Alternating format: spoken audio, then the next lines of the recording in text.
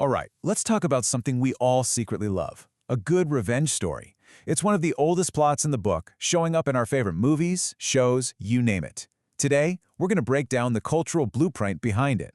So, let's get right into it.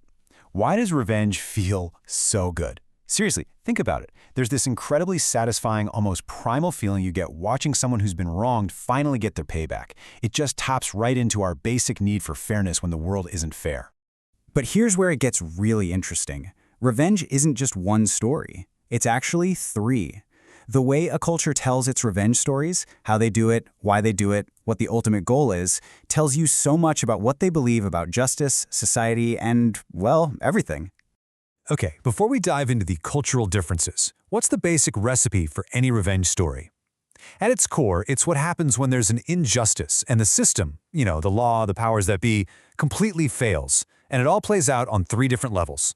So every great revenge story has these three key ingredients. First, you've got the moral layer, which is all about restoring balance to the universe. Then there's the legal layer, which is where our hero has to step up and become judge, jury, and executioner, because the real system dropped the ball. And finally, the emotional layer.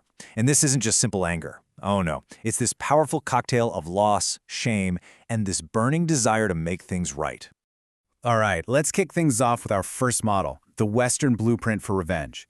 In these stories, revenge is almost like a business plan.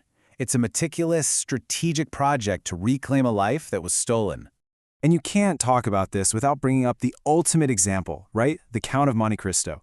Edmond Dantes is wrongfully thrown in prison, but he doesn't just bust out looking for a fight. No, he becomes this brilliant, wealthy mastermind who systematically dismantles the lives of his enemies. It's a chess game, not a brawl. And this really gets to the heart of it. It's not just about getting even. It's, and I love this quote, a reallocation of a stolen life.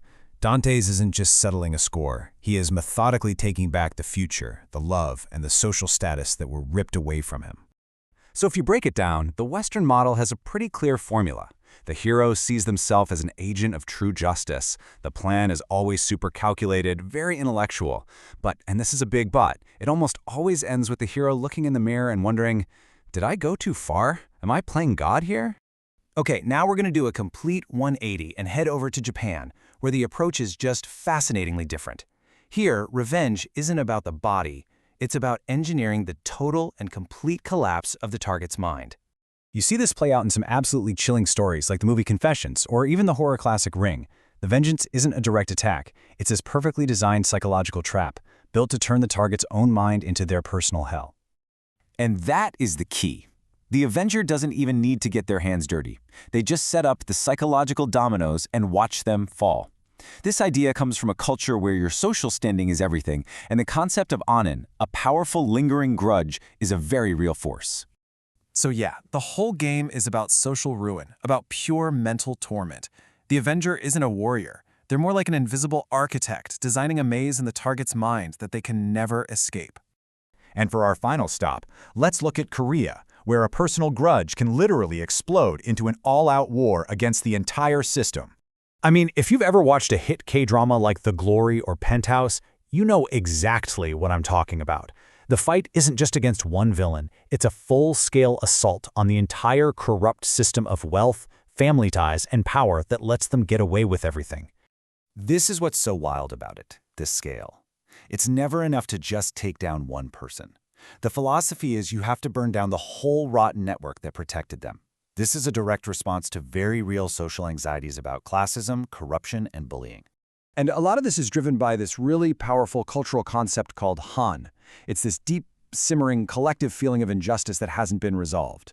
So revenge becomes a kind of social warfare. It's not personal. It's a war against an entire class. Okay, so let's put it all together. When you see them side by side, the differences are just wow. The West uses intellect to target the individual. Japan uses psychological warfare to target the mind. And Korea uses strategy to target the entire system. And look at how the big question changes for each one. It goes from, am I playing God, to, can anyone really be saved, to, can one person actually fix a broken society? So, what does all this mean for us right now? Well, revenge hasn't gone anywhere. It's just found a new playground, the internet. And this is a huge shift. We've gone from that classic lone wolf avenger with a deep personal mission to something totally different, the anonymous, decentralized online mob. The stakes might feel lower for the people participating, but the punishment, getting shamed, getting canceled, is delivered instantly by a faceless and sometimes massive crowd. Which leaves us with the big, messy question at the end of it all. Does revenge actually give us back what we lost? Or is it just a powerful, dark ritual we need to perform so that we can finally feel like the story is over? Honestly, I think the search for that answer is exactly why we can't stop telling these stories.